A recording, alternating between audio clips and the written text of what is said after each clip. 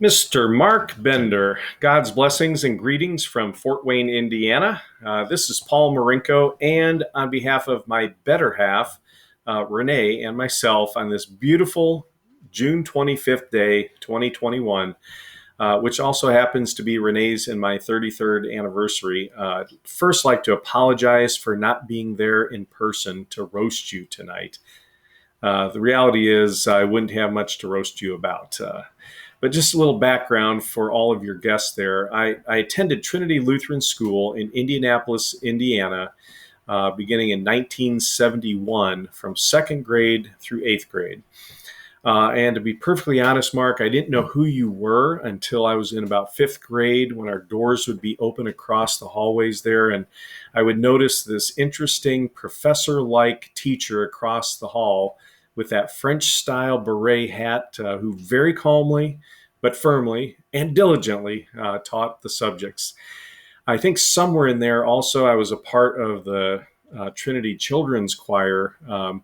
And then later in your tenure, regarding that children's choir experience, you told me that those were miserable years for you as a children's choir director because you hadn't quite become the Zen master of choir directing that you are today. So I began taking piano lessons in fourth grade, and I believe Miss Hoff was my teacher at the time at Trinity. And apparently by sixth grade, as my homeroom teacher, you thought I had enough keyboarding skills to take me on as a music theory and organ student, which you graciously did. And that really was the beginning of the positive influence that you began to have in the direction my life would take in the years following.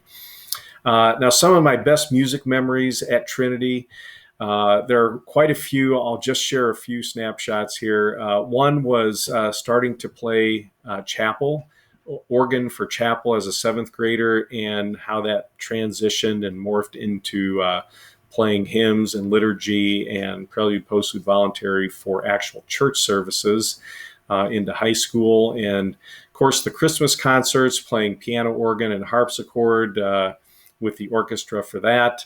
And then one of my favorite memories is joining the adult choir as a ninth grader and sitting next to Steve Kepper, who was an amazing bass singer and brought humor, probably the reason I kept coming back. And of course, my mom making that 14-course hot food buffet for after choir snacks. I think it took like 3 8-foot tables to fit all that on there. I remember with fondness how you pushed, encouraged me to do an organ recital in high school. Now, for a shy, quiet kid, that was a huge challenge, but also a great accomplishment and a significant milestone in the direction that my life would take eventually over the next several years as Lutheran teacher, musician, and I'm just going to say this elusive vocation that, in my experience, no child ever dreams about becoming when they're little, which is Lutheran school principal, which, by the way, I am also retiring from this summer for Renee and I to do something just a little bit different as we glide into our silver years. Well, Mark, I only have a few minutes to wrap up a lifetime of influence that you and Ann have had over the years, and not just related to vocation or profession, but your role modeling as husband and wife, as parents to Jennifer, Julie, and Joanna, which, by the way, in my mind, I still picture Joanna, this little 3-foot sprite running around your house on 17th Street. But I've always appreciated your quiet, steady nature, subtle humor, and even our kids got a kick out of that when we visited St. Louis and you're out there grilling pancakes for us for breakfast on the patio. Would you believe our kids, Lauren, Amber, Rachel, and Andrew, they're 27, 25, 23, and 21 as we speak. So time just moves on, doesn't it? I want to kind of close up by saying Renee and I still talk about the family influencers in our lives when we were younger. The people who first stayed faithful in their marriages to one another, and they demonstrated how every phase of their children's lives were a blessing.